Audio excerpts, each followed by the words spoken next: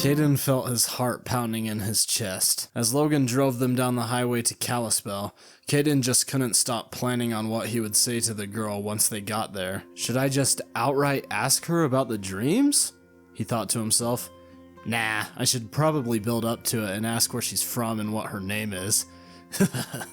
Oh, just the thought of her made Kaden a little giddy inside. Even though she had white hair like a grandma, she looked really young, even about Kaden's age. He couldn't help but wonder if this innate desire to be around her was a sign of something more to come. Maybe it was a good thing his parents forced him to go on this trip after all. Logan clutches the steering wheel. He feels more on edge than he had in a while. He regularly checks his surroundings in the rearview mirrors, not specifically for traffic, but for those cops. They could be anywhere.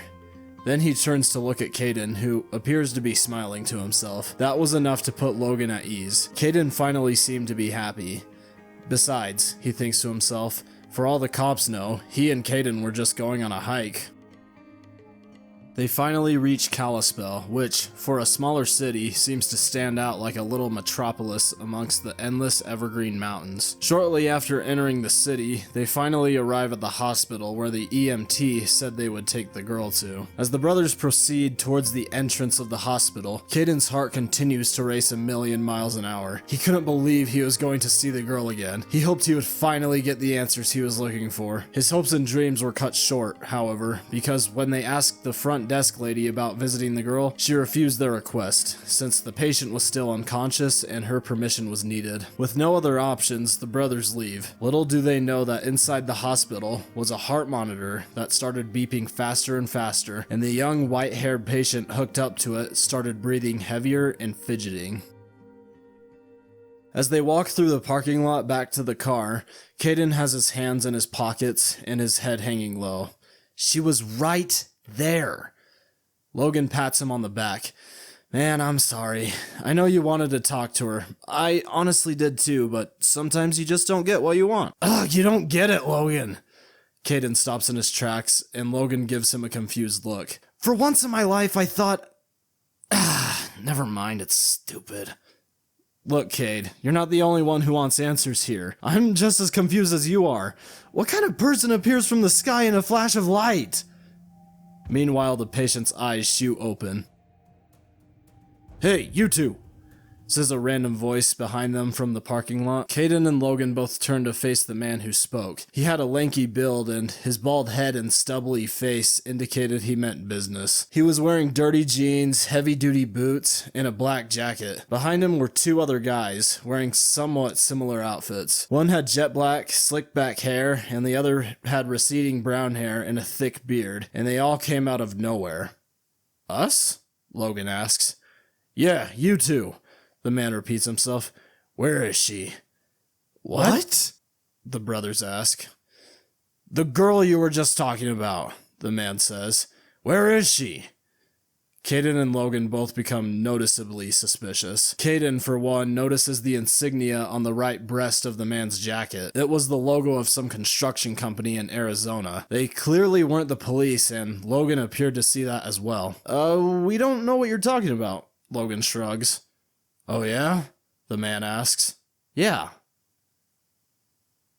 Okay then, the man says before pulling out a gold medallion from beneath his shirt. The medallion appeared to be engraved with the design of a fiery phoenix. The man let it drop back down onto his chest before double tapping it. In an instant, the medallion unraveled into hundreds of pieces before completely enveloping the man's body in a set of technologically advanced golden armor. Kaden's jaw dropped to the floor because he realized that it was the exact same armor the golden entity was wearing in his dream. The brothers scream as they both drop on their backs onto the pavement. Let's try this again, you liars. The man shouts.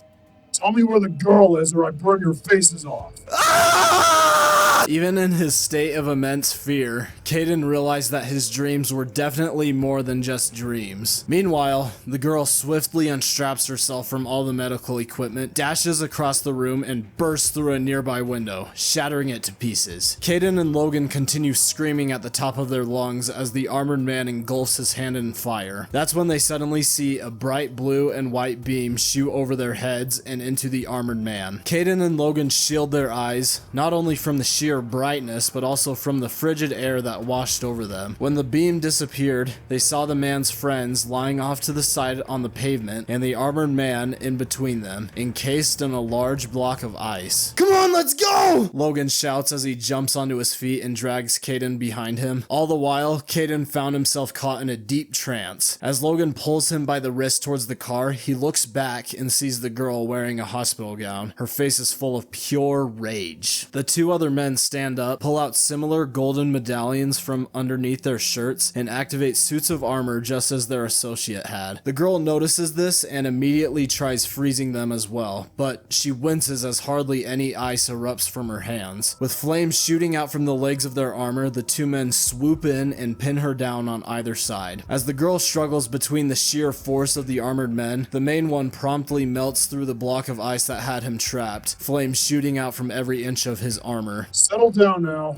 he yells. At that moment, Kaden and Logan drop out of view behind Logan's car. Logan hurriedly scrambles for his keys. "Oh, I wish I had the fob for this thing." As Logan does that, Kaden peers through the windows to see what was happening. There she was, surrounded by those armored men. He wished he could help her, but he knew those guys could pummel him in an instant. "What do you want from me?" the girl demands. "We don't want anything from you," the man says as his heavy feet step closer to her. "Someone asked us to swing by and grab you real quick." "Who sent you?" the girl asks. "Maverick?" Kaden chokes on his breath. Hearing that name felt like a punch to his gut. "Oh, so you know him?" the man replies. At this point, Logan finally unlocks his car and gestures for Kaden to get in. "Yes," the girl says. "I do." Suddenly, she yanks one of her arms free and with an icy blast, sends each of the men to her side off into some nearby lampposts, freezing them to said posts. The main guy then tries to grab her, but she pivots around him, grabs his arm, and flings him into a nearby car, causing Kaden and Logan, who were just a few spots away, to scream. Logan turns the ignition over and over again to no avail. After a moment of disorientation, the armored man tries to stand up, but the girl promptly freezes him up again. She grits her teeth as she makes the block of ice thicker and thicker. After burying the armored man in about 4 feet of ice, she proceeded to do the same to the other two simultaneously. Seconds later, the icy blast ended and she lost her balance. Her eyes rolled up towards the back of her head before she tumbled onto the hard pavement. With one final twist, Logan's car roared to life. "Finally! Let's get out of here! Wait!" Kaden shouts. "We gotta go help her!" Logan briefly glances at the girl lying unconscious in the parking lot. "How? We're dead meat if we go out there! She just saved our lives! And she's lying unconscious just waiting for those guys to attack her again! She's a hospital patient," Logan remarks, putting his car into gear. "The hospital can take care of it." "Dude!" Logan looks at Kaden with fear in his eyes. "I can't let anything bad happen to you. I won't! So what? We're just gonna leave her here to die? And maybe even risk the lives of the people in that hospital? Kaden hoped his fear wasn't as palpable as Logan's was in that moment, because he wanted to save that girl, but he also wanted to convince Logan to drive his car over there to avoid getting obliterated. "Cade, The brothers lock eyes for a moment, and all Logan could think about was the look of disdain and hatred he would get from those dark blue eyes of Kaden's. Fine, Logan hits the gas and swerves over to the girl. Kaden quickly hops out and cradles the girl in his arms. As he stands up, he notices before him the armored man heating up inside the ice that kept him trapped. Kaden quickly opens the rear passenger door and sits the girl down in the back seat. As soon as he climbs back in, Logan speeds off and away from that wretched parking lot. Oh man, oh man, oh man, Logan says as he keeps a lookout for those guys, his head swiveling anxiously. Kaden clutches his chest. He couldn't believe this was happening. It was literally like living a nightmare. He glances back at the girl, sitting peacefully unconscious in the back seat. There wasn't a scratch on her despite the skirmish that just occurred. "Do you see anything?" Logan asks. Turning back towards the front, Kaden replies, "No, I don't. Just look out!" With a gasp, Logan hits the squeaky brakes before nearly rear-ending another vehicle. The car from behind honks at them. With a look of embarrassment, Logan continues driving and sets the AC to cool and the fan to high. He pulls into a nearby parking lot, hoping his car blends in with the others, at least for a little bit. Then he whips out his phone and starts dialing 911. Kaden sees this. "What are you doing? I'm calling the police!" "No!" Kaden snatches the phone from his hands. Cade, give it back! No, they'll arrest us! I know, but at least we'll be safe from those guys, so give it back! Never! They engage in a brief wrestling match with each other. Stop! Kaden and Logan freeze. There is no need to contact the police. Kaden and Logan, still in position to strangle one another, turn to face the girl sitting behind them. What? I said there is no need to contact the police. I will take care of this situation on my own. She grunts as she proceeds to open the door. Wait, Kaden says, just hold on a second. I need you to tell me why I saw you in my dreams. What? I do not understand. These last couple of nights I've seen you in my dreams. She just continues to give him a confused look. You don't know about that? I'm sorry, she says while shaking her head. I know nothing of this. Oh, Kaden groans as he lowers his head in embarrassment. I'm sorry, but I must leave. Hold on a sec. What I want to know is why you came out of the sky and who those golden boys were. Logan chimes in. I would love to answer your questions, but I must leave immediately, she says as she opens the car door. I am truly sorry you became involved in this, but I thank you immensely for assisting me. She proceeds to limp out of the vehicle. Where are you going? Kaden asks as he rolls down his window. The girl doesn't answer him though. She just stands a pace away from them, arms outstretched as she faces the sky. Kaden glances back at his just as confused brother as they both watch the girl stand like that for what felt like an eternity. Logan grew nervous as he started to notice bystanders checking out the scene. What do we do? Kaden whispers to Logan. I don't know. Suddenly the girl's arms began to quake. Mother! Lead me to the North Pole! With that last statement, Kaden's mind steered towards the dream he had of the metal pyramid. Was that what she was talking about? After looking around for a brief second and then down at her hands, the girl spun back towards the car and reached her hand through Kaden's open window. Grab my hand, she says to Logan. What? Why? Quickly, before those men arrive here! With a look of unease, Logan reluctantly grabs her hand as she twists both of their arms back and forth. This sent a blue pulse up both of their arms and into their bodies, causing Logan to jolt abruptly. What the? Kaden looks at the girl with bewilderment as she quickly retracts her hand and snaps back into that same position from before. What the heck is going on here? She immediately looks down at her hands in frustration. Why can I not teleport? While all of this is happening, Kaden and Logan can hear sirens going off in the direction from which they came. Despite noticing the concern in Logan's eyes, Kaden says, Look, we can help you with whatever it is you need. Just please tell us what's going on here.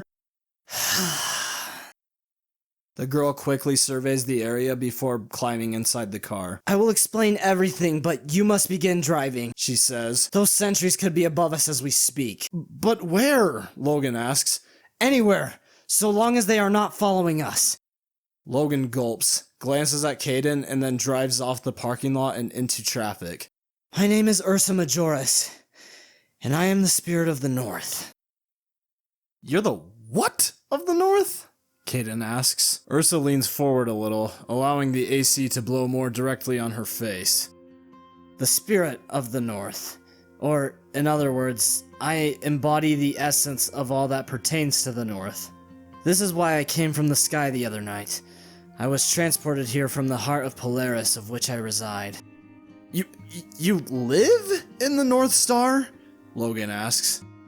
Yes, and the reason why I am here is because Mother Earth summoned me on account of the North Pole being stolen. Stolen? What? Hold on a sec. Kaden interjects. This wouldn't happen to be a giant metal pyramid that's guarded by a big ol' tortoise, would it?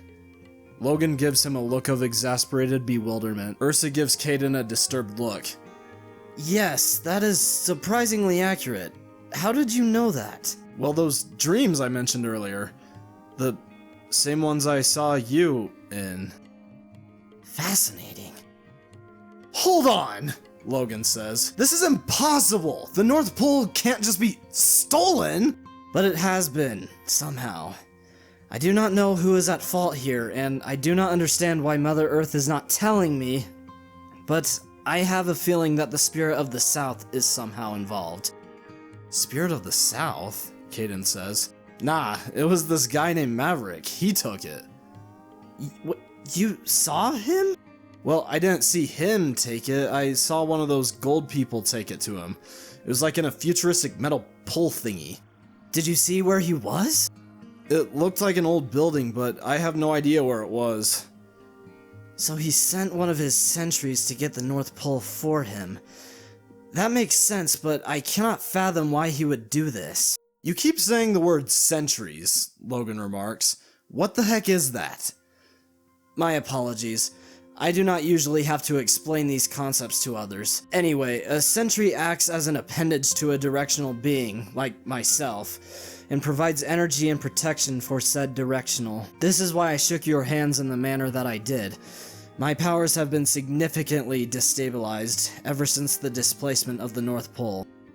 So all you need to do is shake hands with more people and everything's fixed? Logan inquires. Not necessarily. There is a considerable risk that comes with forming sentry spells. Just as much as I receive energy and strength from you, I also receive injuries, including fatality. What? Logan exclaims. So what happens to us if you get hurt? Nothing will happen to you. Ursa shakes her head. This is a rather commensalistic bond more than anything. This is insane, Logan mutters as he runs his fingers through his hair. This can't be real. I swear to you, I am telling the truth. So, do we get armor like those guys back there? Kaden asks. No, but as part of the sentry spell, if we stay within close proximity to each other, we should remain protected. With what? Logan asks. The power of friendship? No, a synergized force field. Of course, Logan mutters. So what's the plan here? Kaden asks. It feels like we've been driving around in circles forever now. What I need to do is track down the North Pole, but it's going to be difficult given that I cannot teleport, and I do not know its whereabouts. If it is in Maverick's possession, then it surely must be close to the equator or in an area with a warm climate. So if I'm hearing all of this correctly, Logan says, this whole North Pole displacement thing sounds world-threatening, so we should probably let the officials know this is happening, right? No, we cannot do that. Why not? Government involvement, let alone human involvement, does not usually turn out well in these types of matters. I know from experience. Besides, I, as the spirit of the North, must be the one to restore the North Pole to its proper location. Something about what she was saying didn't sit quite right with Logan, but then again, everything that had been happening lately didn't sit quite right with him either. He supposed he just needed to trust what she was saying. Meanwhile, Kaden couldn't help but feel vindicated over how his dreams were proven to be real and somewhat useful. It did bother him a little that even Ursa had no idea what these dreams meant. So what? Logan asks. Are we supposed to just drive south and hope we get lucky and stumble on this Maverick guy? That would not be the most efficient course of action, but it may be our only one.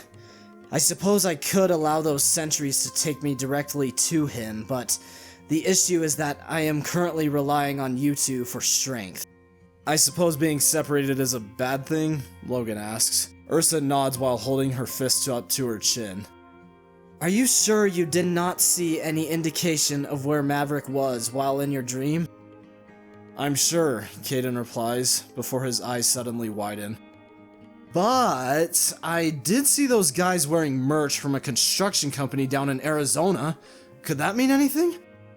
Ursa shoots up in her seat. Of course! How could I have not considered this? The city of Phoenix is one of Maverick's most favorite places in the world. Brilliant work! A huge smile forces its way onto Kaden's face. Phoenix, huh? Logan says, nervously tapping his fingers on the steering wheel. A trip like that would drain his pockets like an unplugged tub full of water, but he also couldn't help but notice the big smile on Kaden's face. On top of that, he couldn't help but feel like Ursa desperately needed his help with this, since the world was legitimately at stake. Alright, he says. Southbound it is. Dude, where are you going? Kaden demands after several minutes of Logan driving cautiously fast. I'm pretty sure this is the wrong way. Yo, chill out, Logan replies. we're just grabbing our stuff. I do not wish to worry you, but we do not have much time to lose. Look, Ursa, I'm not going all the way down to Phoenix without some extra clothes, which, by the way, we need to get you out of that hospital gown. It's suspicious and I don't want your rear end hanging out. Kaden's eyes widen as he chokes on his own breath. Logan sends a quick concerned look in his direction. Look, we're here, Logan remarks as he pulls his car up to the cabin. He steps out of the car as Kaden hurries inside the cabin. Stay here while we get our stuff. That would not be wise. Maverick sentries could be above us as we speak. It was foolish to have come here in the first place. It'll be fine, Logan replies. We'll only take a second. As soon as Logan shuts the door and heads toward the cabin, a fireball crashes into the ground in front of him, and as he falls backward onto the gravel, he sees another one shoot into the roof of the cabin, setting it ablaze.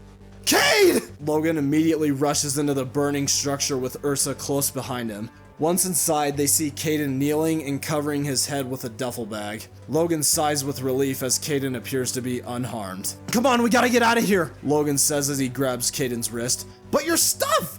Leave it! I'm not letting you get barbecued! Kaden was stunned by that last statement. Suddenly, the roof started creaking loudly. Look out! Kaden lunges into Logan, knocking him out of the way as a major section of the roof collapses behind them, setting fire to more parts of the interior cabin. As the three of them cough from the ash and smoke, the three sentries drop down into the burning building, each of them ablaze. The foremost of them steps forward. Thanks for keeping an eye on her, boys. Then, as he towers over the brothers, he holds his fiery hand out in front of them. But I think we'll take her from here. Kaden and Logan grab onto each other, bracing for impact, but before they were enveloped by a roaring inferno, Ursa leaps onto them. The sentry quickly stops dispensing the flames as soon as he realizes this and finds the three unscathed.